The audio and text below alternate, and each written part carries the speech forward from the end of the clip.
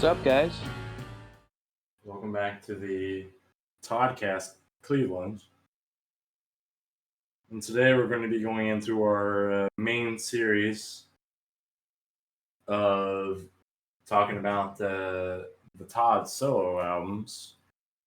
Eventually we're going to talk upon the Utopia albums, and of course Nazz and production and stuff like that, but we thought we'd start off with the Todd solo stuff. So Yeah, this is probably what I'm most excited for, kind of dissecting, for all the music that he's done. For sure. So here we are. So where should we start, Zach? And again, my name is James Barney. And I'm Zack Wolfe. Well, I guess we'll start off with this was Todd's first album, RUNT. Mm-hmm. He was known as RUNT back then. I don't think people really call him that anymore. Well, to my understanding, it was the band that he formed after Nazz was called RUNT. Mm-hmm. Uh-huh. And that included, I think, Hunt Sales. And, the Soupy Sales Brothers. Yep, and then the Tony Fox Sales on bass. Yep. But I think after that, if I'm not mistaken, after the Ampex release, when it was Bearsville, it just became Todd Rundgren RUNT. Mm-hmm. So yeah. Yeah, the Sales Brothers actually went on to play with David Bowie and were also in the Tin Machine. And then I think Hunt Sales actually came out with an album for the first time ever last year. It's like a blues album. It's actually pretty good. Like 2018, really? Yeah, first album ever. Yeah. I don't remember if it's Hunt or Tony. I don't remember. It's one of them two. Do you remember what Bowie stuff they played on? I can't off the top of my head. I can't. I think they also play with Iggy too. Well, yeah, I did hear that. Yeah, yeah, I did hear that actually. I forgot about that. Yeah. Well, very cool, very cool. Well, how do you want to go into this, Zach? Well, the album came out in June of 1970. The length of the album is 40 minutes and 20 seconds. Todd produced the album himself, and all the songs were written by Todd. Mm-hmm.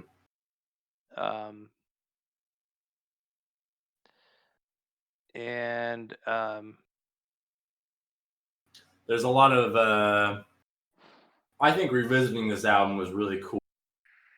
As a guy who kind of gets hung up on a lot of 80s and 90s Todd, I think it was really cool to listen to this album because I heard the next, what would be June next year, 50 years of Todd solo stuff.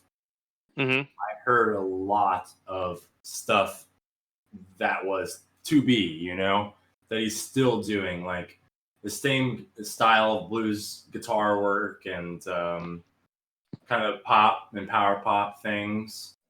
And just straight rock and roll, as well as just some great piano work on the part of Todd.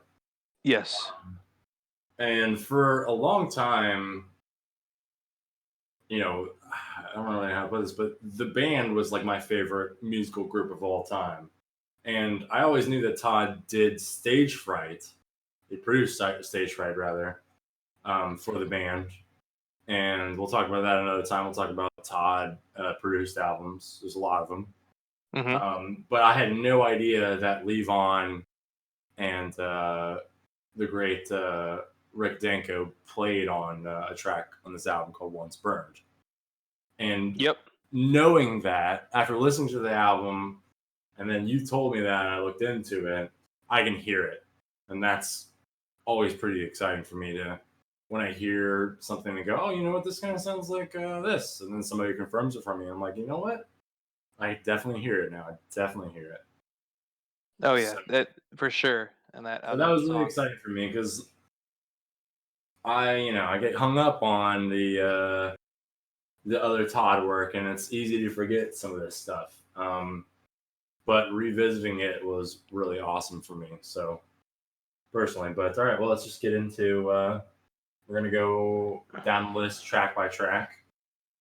Talking about Broke Down and Busted. Yep, track 1. Yep, it was just kind of that like blues rock kind of thing, you know. Really dig it, straightforward rock and roll that was kind of carried over from a little bit of the Nazz stuff towards the end. Yep, and I really dug that. Yeah, that's one of my. I mean, I just think it's one of my favorite songs on the album, and like just kind of starts off with that. It's just I don't know. I really like that as a first song off the album. Mm-hmm. Yeah, it's definitely of all the songs on this album. Yeah, it definitely feels like an opener, and I can always appreciate a really good opener. So yeah, I don't think a lot of artists really, like I think Todd's really good at like placing songs on his albums to kind of let it like flow. Mm-hmm. Like I think that's really important. It's incredibly important, and he's definitely the king of it. And I think being such a TR fan the last 26 years of my life, I think that's why I'm always so pedantic, I guess is the word for it, for synchronization in an album. You know, like, I think that's personally, as somebody who looks at studio albums and even live, live like set lists and stuff like that. Like I personally think that like it's very important. I think that's because of Todd. I mean, I could probably say that about a few other bands, but even like man, like I was listening to Led Zeppelin 1 recently, and I was like, man, you know, they could have moved this song over here. They could move this song over here. It would have been a little bit more of a better album. But I think Todd is really freaking good at piecing it together. Yeah, he's just above it all. Why we're sitting here doing this, because he's so goddamn fucking good at what he does. Yeah, and he can hear it and look at it, look at a piece and go, okay, this should go here, this should go here. And so anyway, so talking about Broke Down and Busted as the first track, that is a solid opener for this. Yeah, and then go ahead. No, you go ahead. I was gonna say, like, going back to this like placement was these first two albums by Todd were the first two that I listened to other than Something Anything and Wizard and Todd, which are like kind of like the staples. Those were like, well, okay, I really like these. Let's start from the beginning.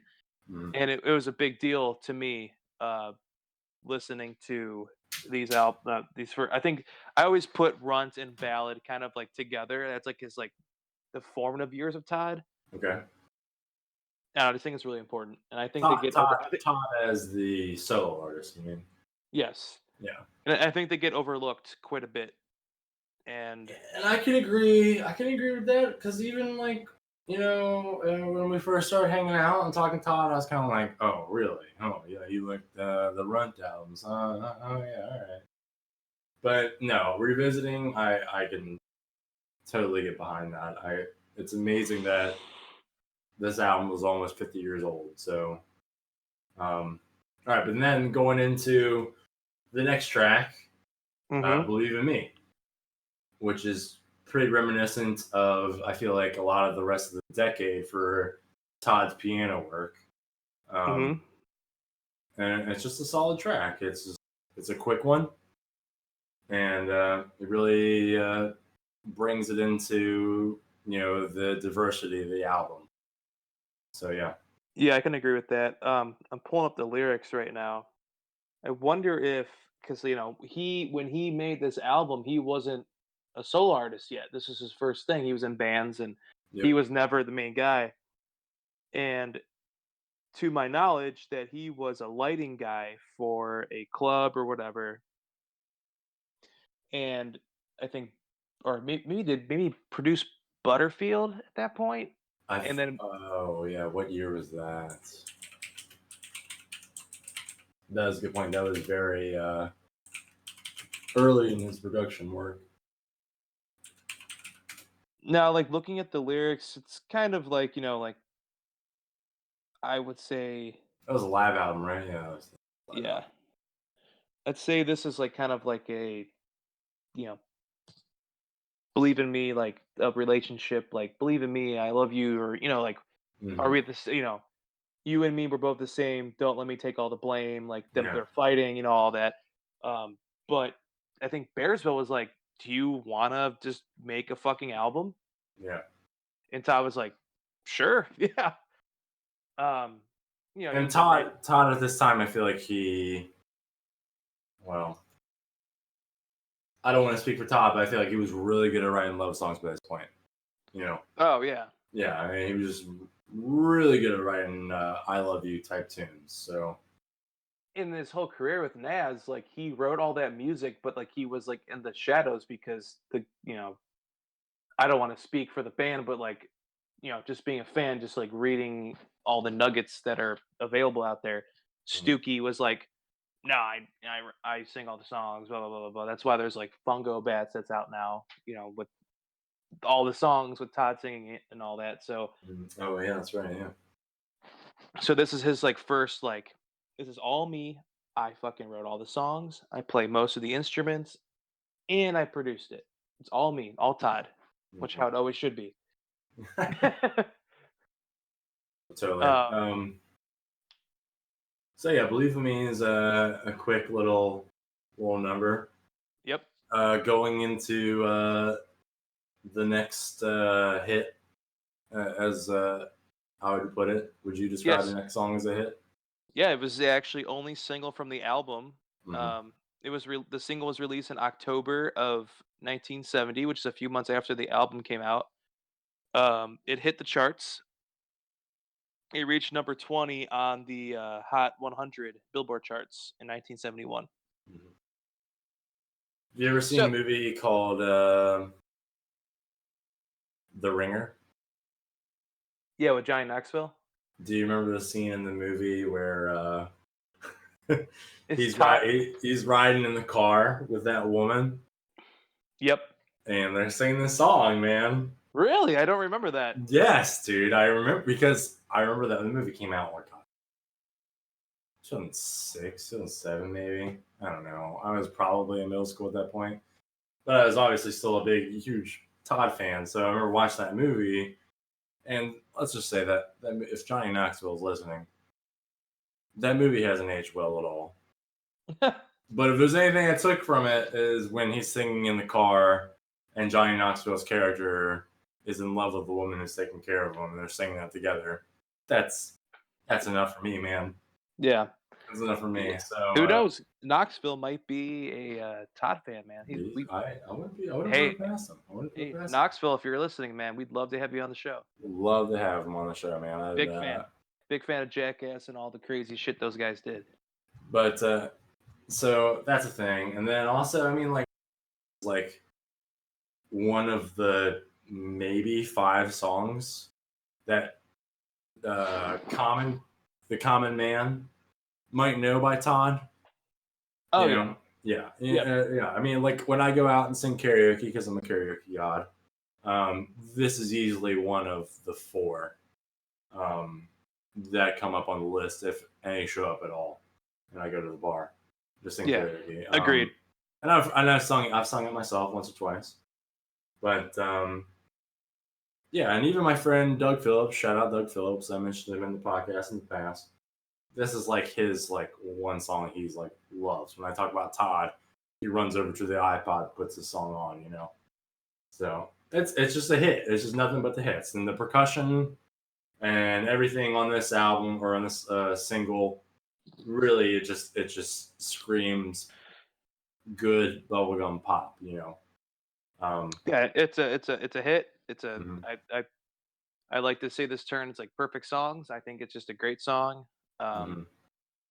I'm glad that it's one of the ones that everybody likes. Yeah, yeah, okay, that's fair. I like that. Yeah, Now this and song. Oh, go ahead. Go ahead. no, you go ahead. Now, I was gonna say this song. I used to have a party trick based off Okay, this song. yes, all right, yes. So I don't think I've ever told this story to James before, but you know, back in the day, which really wasn't that long ago, uh, going to parties. A lot of my friends lived in Akron, Ohio. Shout out to Akron. They all lived in shitty houses when they were in college, and we go over there, man. There'd be 20, 30 people over there just drinking, partying, have a good time, and guys would get sad that they don't have a girlfriend, or they're at a party and they're trying to talk to chicks and they're, you know, not it's not working. So I would say, "Hang on, let me pull you aside." So my friend Tyler, shout out to Tyler, lived in the attic. That was where his bedroom was. So it's like kind of like out of the party scene. And I would take him up there. And actually I think I took him up there once.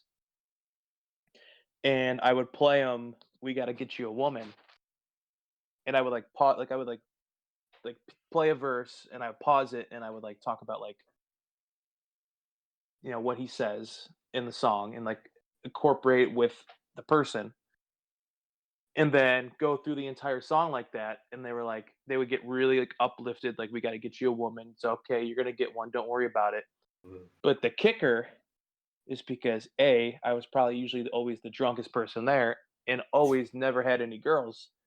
So at the end of the song, when Todd goes, "I got to get me one too," I'd say, I would, after that, I would say, "We got to get me one too." And I just thought it was so cool how he used to do that. I don't know. And people always they always thought it was like kind of weird but funny, Mhm. and it was just I don't know. It was like my party Well, trick. because here you are trying to give them all these tips, And then you there's me know, who's the biggest dumbass of them all who can't get right? any. Well, that's such a It's very touching, yeah, it's touching. I wouldn't yet lonely. say okay. Well, you said it. Lonely guy sentiment, Yeah. and I think Todd very much conveys it in this hit. So, um, hey, when you saw him a few months ago at the individual tour, did you play this song? Yeah, he played it. Yeah, I thought you played it on the first half too. Okay, I just Yeah. wanted. Oh yeah. Oh yeah. Yeah, okay, yeah, sure, all right. Because I think that was the only tour that I ever saw him play it on, but I could be wrong. I could be wrong, but I think he may have mentioned like I don't really play this anymore or Yeah, something like I that. don't know. I think so too. Yeah. Well, we're getting old, so I don't know. Oh. No, Excuse me. but yeah. All right, moving on. Do you have anything else to say about this tune? I mean, I can go all day, but Right. Well, we've agreed that it's a banger. It's a hit. it's a bit. Oh yeah. It's definitely one of Todd's most well-known songs. And I'm sure a lot of different people have a lot of things to say about this tune. And if you are interested in joining the Toddcast Cleveland, you can email us at toddcastcleveland@gmail.com. But Yep. yeah, I said everything that I need to say about this tune. Oh yeah. It almost speaks for itself too. Yeah. All Let's right. move Well, on to track 4. Who's that man? Yeah. who's that man? Yep.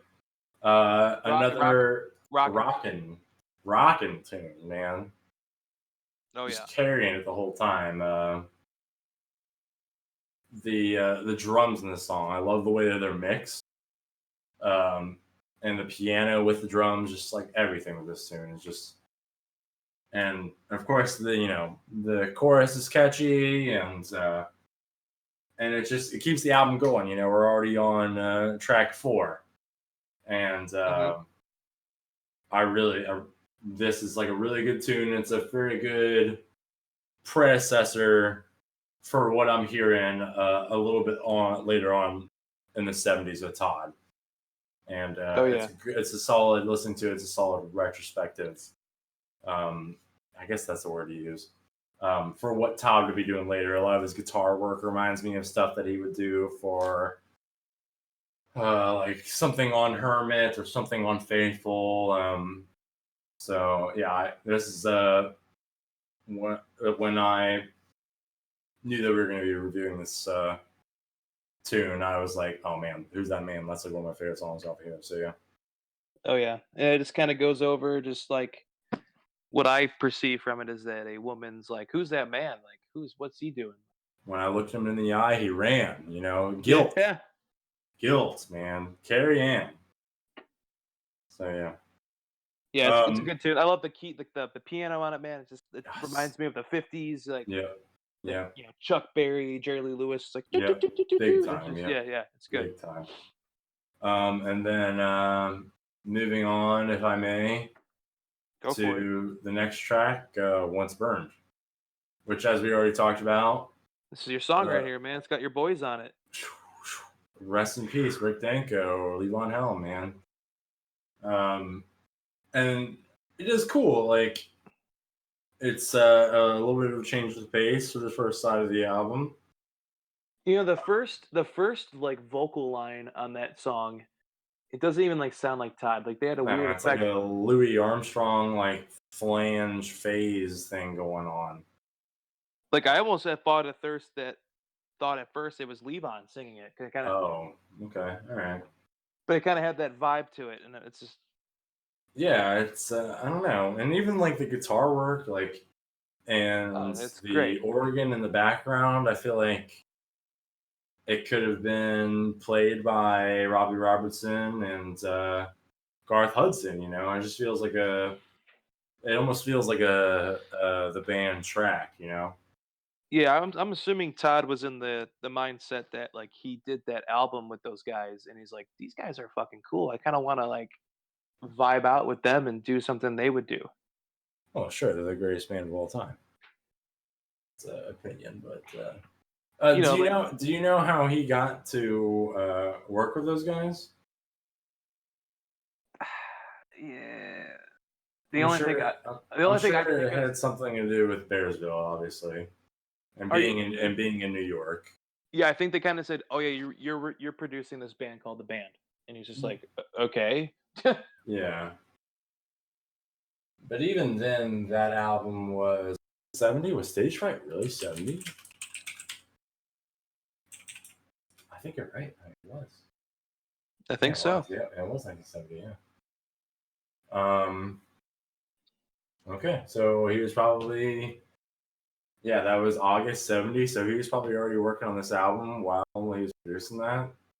And I remember I don't remember a lot of him talking about this other than in the DePaul University interview. Which is great. Which is I revisited it for the first time in 10 years recently. It was great.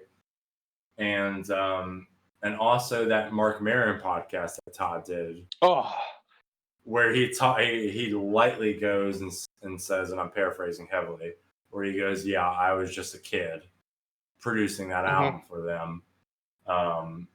It just kind of was happenstance. It's the way it went. We were all in the same place at the same time, and he kind of felt, I'm paraphrasing, that Todd kind of felt like he was just, like the kid in the room kind of thing. But I'll have to re-listen to that podcast again soon. But yeah, that's he didn't go into nearly as much depth, and at least those two interviews about the album. But that's what I remember taking from it. Which, I mean, it's true. I mean, those guys were, god damn, by 1970, like those dudes. See, they had already been playing together since 1962, 63. As all five of them, because of course they were with Ronnie and the Hawks. They were the Hawks for a very long time. And I think, let's see, if they did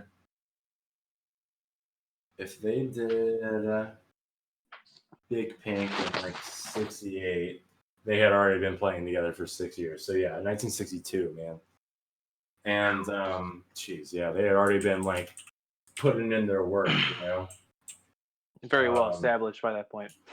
As a chemistry band, Yeah, I don't think the band gets as much credit as they should be. Dude, don't even get me started. We're not in a band podcast, man. But I really, 1968, July 1st. I knew that.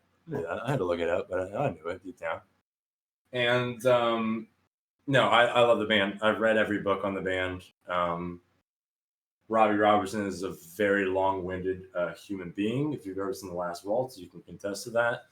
But his autobiography is also very long-winded, but also, as somebody who loves that band, it was awesome to hear long-winded stories. And even then, man, like, when Rick Ocasek died a couple weeks ago, old long-winded Robbie took to Facebook and gave an amazing testimony about the first time and one of the only times they ever hung out with Rick Ocasek.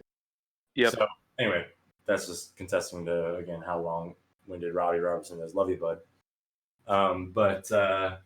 So yeah, they had already been playing music for 8 years by the time that Todd walked in. Excuse me. And they were like, who's this kid? But that the production on that album is amazing, and going back to the track, man, like I can really tell that those guys were laying it down for Todd. So great tune. Is there anything else you'd like to talk about once burned? I think that's it. Yeah. Quick tune. I'm thinking now, man. We're talking about these songs, and again, this is the first time we're going through an album, but track by track, and kind of talking. I'm like, dude, I can't wait to put down the headphones, and I'm gonna sit over my chair that's about 10 feet over there, and I'm putting the album on and listening to it, just because we're talking about it, and it's just so fucking good that, like, we're talking about. I'm hearing the songs in my head. I'm like, they're so good. It's just good. Yeah, this album is. I'm glad that we revisited it. Yeah. Going into that with the last track of side A is Devil's Bite. Devil's Bite, which I hear a lot of. I hear a lot of the self-titled Todd LP in this song. I don't know if you do, if you know what I'm talking about. Oh, absolutely. Yeah. The melodies, the guitar riffs. Yeah. And the vibe, it's great. Yeah. And the chorus and everything, it's just the what's really important, I think, especially about side A of this album in particular, and I'll say it.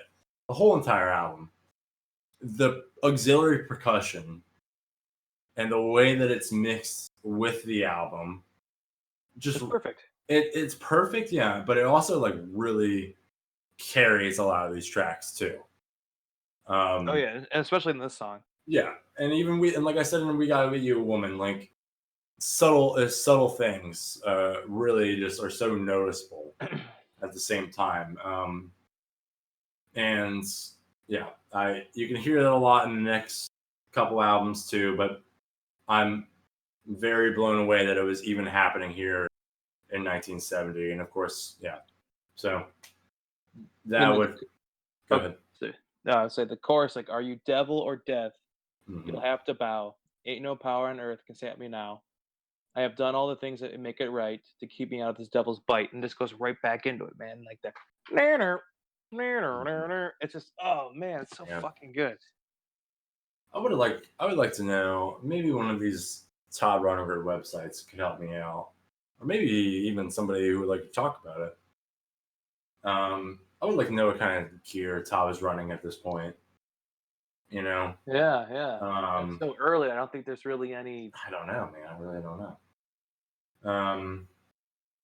We'll have to I'll have to look into that someday. But yeah, that would wrap it up for me with side A. Do you have anything to add?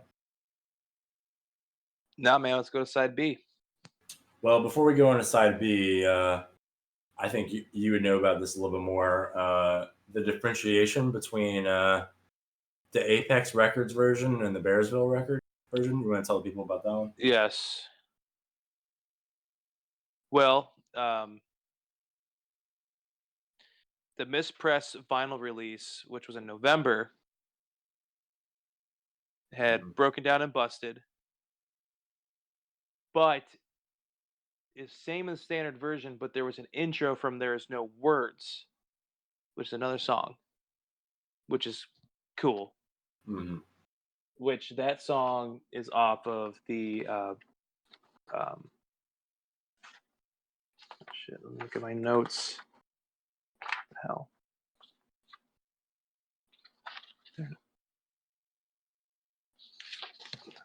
What album was that originally on? Wasn't that on an album?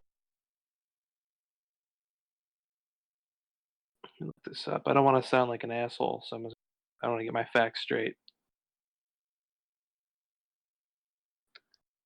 Oh, it's from the same album. What the fuck am I looking at? Sorry, that was stupid of me. So there was no words was at the beginning of the album, but on the actual album was at track 2 of side B. And then Believe in Me is just a little bit different mix. We Gotta Get You a Woman, which gotta get you a woman, not got to get you a woman. Once Burned, Levon's like, fuck it, we're not changing anything. Same thing. Who's That Man? Same old shit. Hope I'm Around. Yeah. Wait, I don't. Oh man, I don't know if I know this song, dog. Hope I'm Around is on Ballad. Oh, okay. Well, then we're gonna get onto that one. Maybe I do that. Or I do know that song, but we're talking about that on the next one. And then Devil's Bite has a little bit of extended guitar solo, a little bit longer, but nothing crazy. Okay.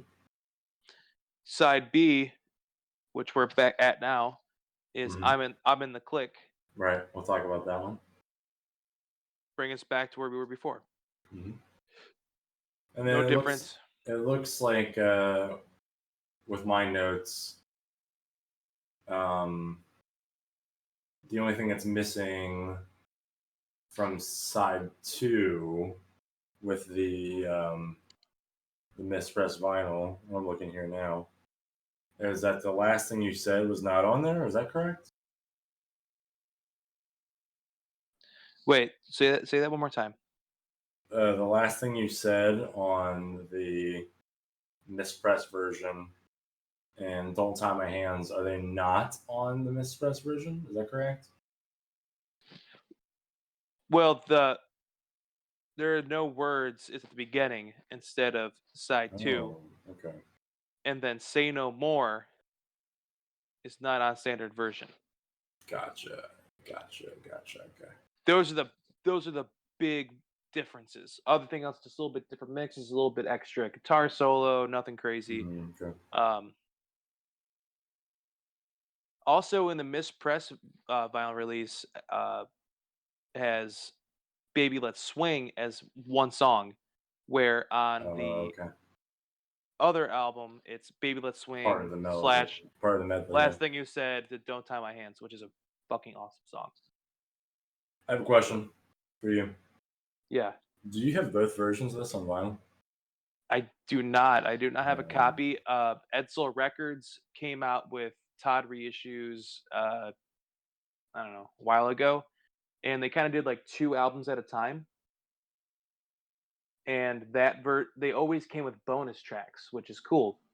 So actually the only one from those releases I actually bought, because most of the bonus tracks that are on there are on other things and they're kind of expensive and, poor.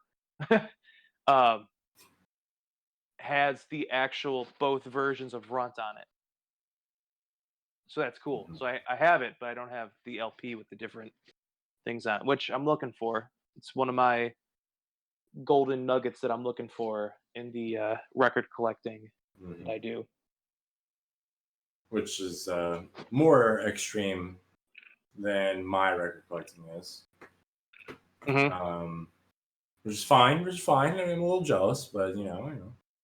I've been collecting all of the Todd vinyl slowly for years, and it's not like I'm going online and just hitting a button and collecting them. I like to do it my own way. Travel all around Ohio, go to record stores, go to the R section, and see if they have something I don't have. But yeah, Zack goes all out with it though. Yeah, I mean, I'm not trying to brag, but my collection is pretty intense. I'll flex. It's you really should. good. But the thing is, I don't like buying stuff online because I hate losing the thrill of the chance of finding it. Yeah, exactly. Like I can go on eBay right now and buy the RUNT mispress. Yeah, exactly. But one of these days it'll pop up. The only time it's like with me. Like I wanted Nearly Human on vinyl for a really, really long time, and I could have bought it online for $8 7 years ago, but I wanted to go to a record store and see it, and that's exactly what happened. Same with a lot of the Utopia albums I have. I was like, oh man, I'd really like to find Oblivion, and then I found Oblivion. Like, oh my gosh, yes. There's just a thrill to it, It's Which we're lucky in Cleveland. It's easier to find, I would assume. Because Cleveland has a great record store circle. There's a lot of them out here. Yeah, true. Which I've talked to a lot of people from across the country, and I talk about buying records, and they're like, "Oh, well, there's only one shop, and they don't have anything good." And I'm like, "What are you talking about?" Right. Like, we're very spoiled in Northeast Ohio with a lot of record stores. To speak to that, for a long time, I had bought a couple different versions of Healing on vinyl versions. I mean, like I have one copy, the first copy I ever found in the wild. It was beat the hell and back, but I wanted it, so I bought it.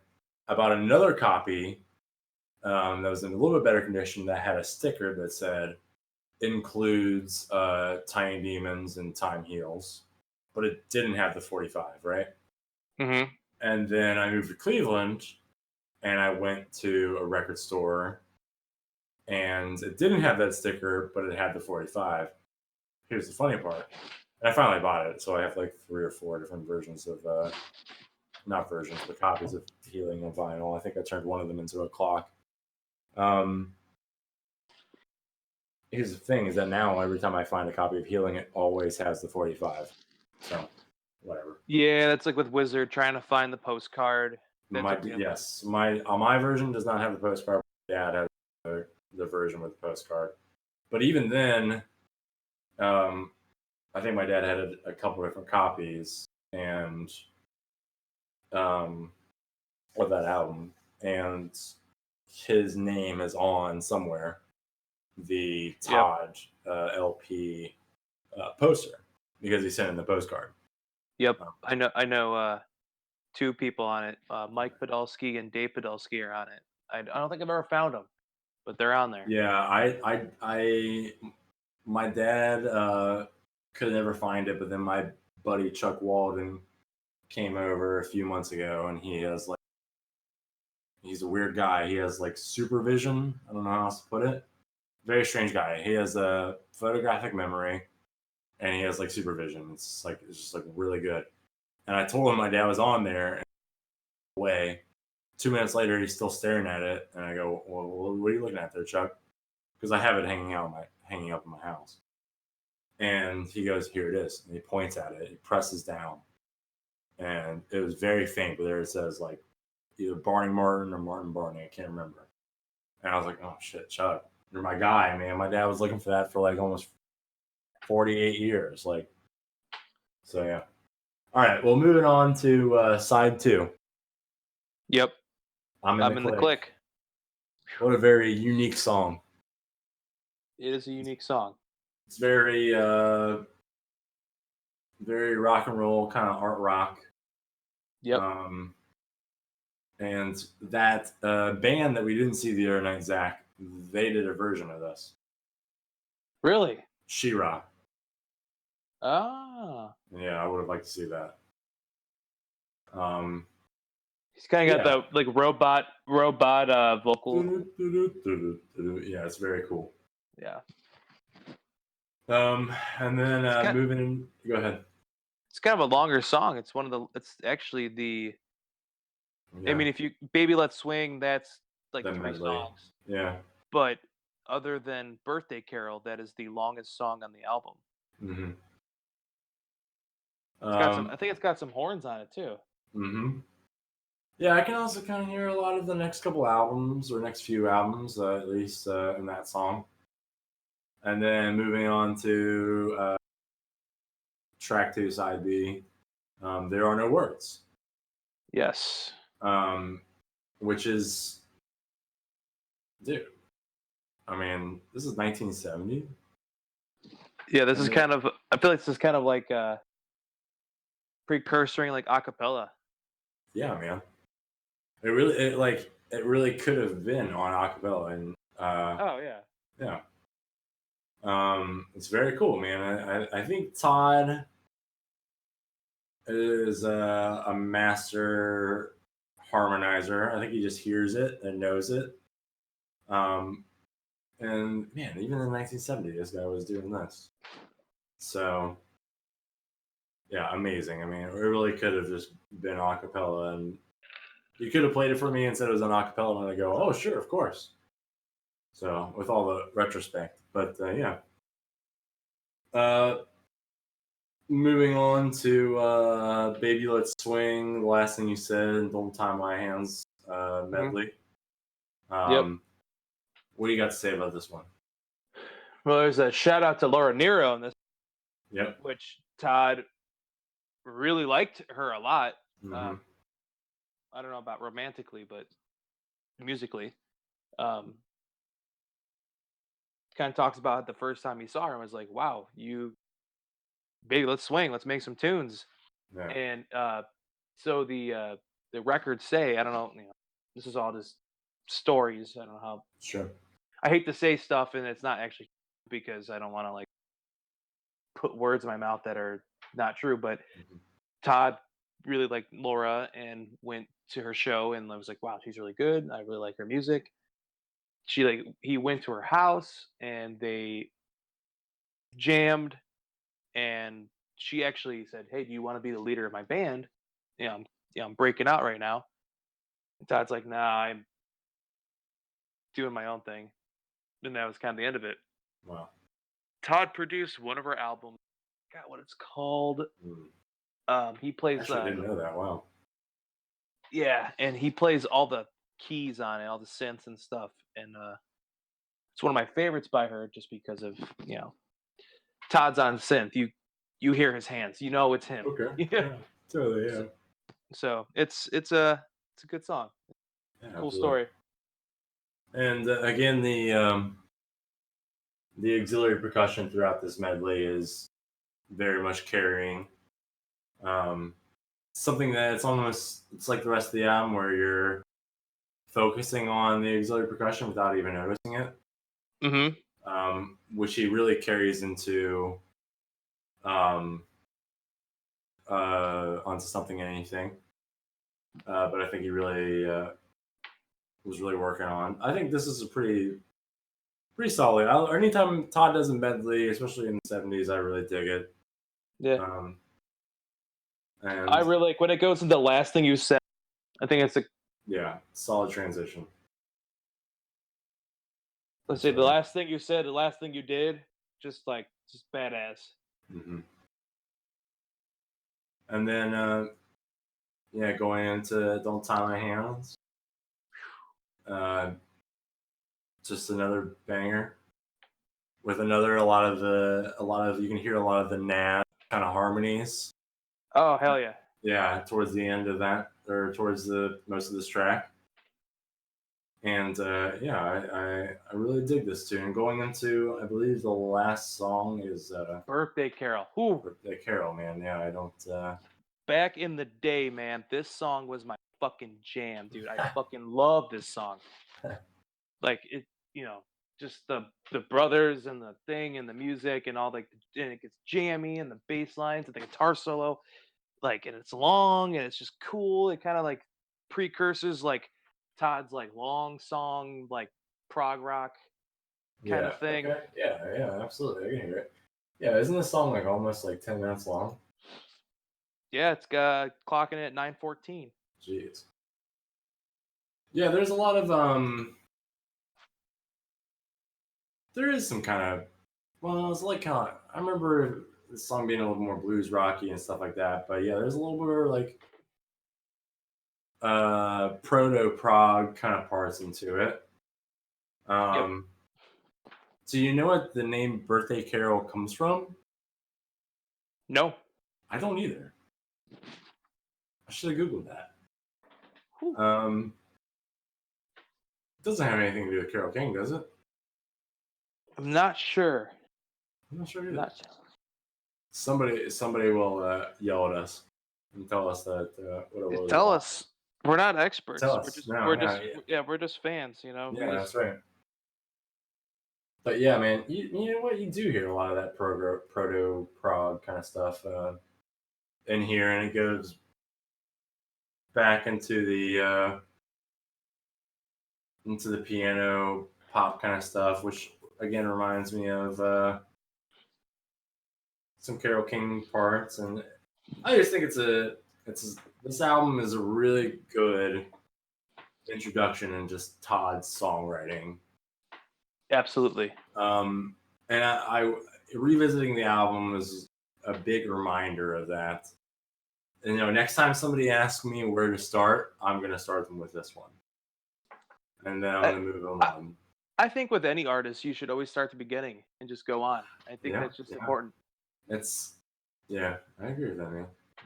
So yeah, I think the production on this album is top-notch. It's top notch, baby. And everybody who played on the album, again, the Sales Brothers, Tony and Hunt, Rick Denko, Levon Helm, a guy named Mark Klingman, who that's Moogie, man. That's Moogie. And then John Miller, he also played on I'm in the Click. Bobby Moses played drums on I'm in the Click. Don Lee Van Winkle on some guitars on Birthday Carol. Yeah. Don Ferris. And Mickey Brook. Yeah. And rest in peace, Moogie, man. We'll talk about him later on. Yeah. But solid release. Some great solo albums. Yeah. And we'll end up breaking into a lot of those solo albums later on in the Toddcast. But Zack, closing statements for this episode? This is an important album in Todd's career. It's kind of started it all off, and I don't think I wouldn't say it's a fan favorite, but it should be. It's a great album. I love every song off of it. It's like I said before, these are the ones that I first dabbled with, other than like the main, like if you talk to any Todd fan, like, oh, you gotta listen to Wizard and Something Anything and Todd, and it's great. Birthday Carol is one of my favorite Todd songs of all time. Awesome. Yeah, I as a guy who gets hung up on a lot of the other stuff in Todd's career, looking back on it retrospectively, I almost feel like this album got lost in the fray with that. Yep. But it's definitely in my tops now, and I look forward to revisiting the other stuff that I felt like got lost in the fray, just because I get hung up on the other stuff and the other shit. So there's a lot, as we're gonna find out, as we all know, with the Toddcast. So, but yeah, all right, cool. Well, if anybody would ever like to be a guest on the Toddcast, again, you can contact us at toddcastcleveland@gmail.com. And thank you for listening. Yep, thank you so much. Yeah, I hope you're having as much fun as we are. Yeah, we're definitely having fun, bud. But, all right, I'm James Barney. I'm out of here. I'm Zack Wolfe. I'm out of here.